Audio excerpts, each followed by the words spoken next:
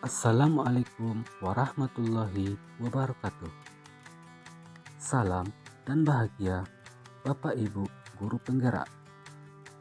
Saya Rosihan Anwar, calon guru penggerak Angkatan 11 dari Kabupaten Pasaman, akan memaparkan kesimpulan dan refleksi pemikiran Ki Hajar Dewantara pada modul 1.1 koneksi antar materi.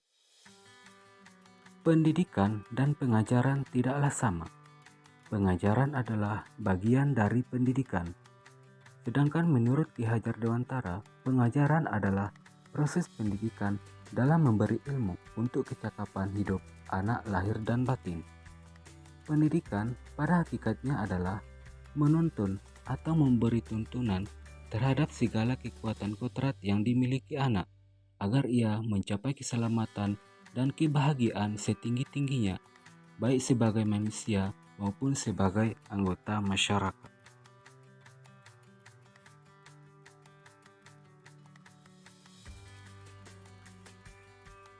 Sebelum mempelajari modul 1.1 tentang pemikiran Ki Hajar Dewantara, pembelajaran yang saya lakukan, saya hanya mentransfer materi pembelajaran saja.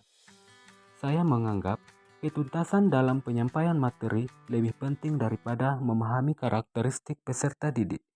Biasanya, saya hanya melihat nilai dari aspek kognitif peserta didik saja.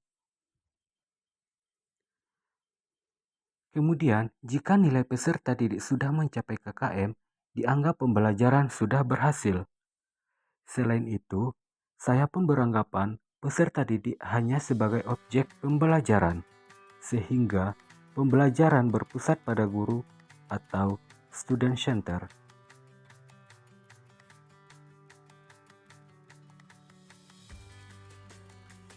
Namun, setelah saya mempelajari modul 1.1 tentang pemikiran Ki Hajar Dewantara, saya menyadari bahwa apa yang saya pikirkan dan saya lakukan selama ini kurang tepat. Seharusnya saya melakukan proses pembelajaran secara menyeluruh. Bukan hanya aspek kognitif saja, namun juga afektif, psikomotor, spiritual, sosial, budaya. Murid bukan sebagai objek pembelajaran saja, melainkan juga sebagai subjek pembelajaran. Artinya, murid memiliki kebebasan untuk berkreasi, kemudian mengemukakan pendapat dan berekspresi. Guru seharusnya sebagai fasilitator dalam proses pembelajaran. Guru pun harus ikhlas, penuh kesabaran dan ketulusan hati agar terwujud pembelajaran yang menyenangkan dan berpusat pada murid. Selain itu, guru harus mempelajari karakteristik murid karena setiap anak dilahirkan unik dengan kelebihan dan kekurangannya masing-masing. Saya harus menghargai setiap karakter murid.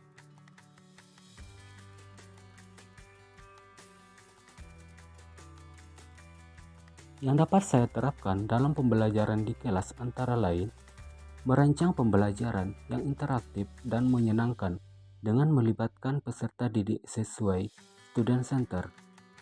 Terusnya, menerapkan pembelajaran abad 21, berpikir kritis, kreatif, komunikasi, dan kolaborasi.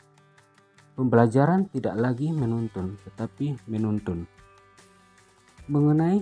Mengenal karakteristik dan latar belakang peserta didik dengan menjalin komunikasi yang baik.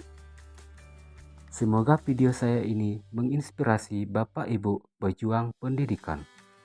Salam dan bahagia Bapak Ibu Guru Penggerak. Assalamualaikum.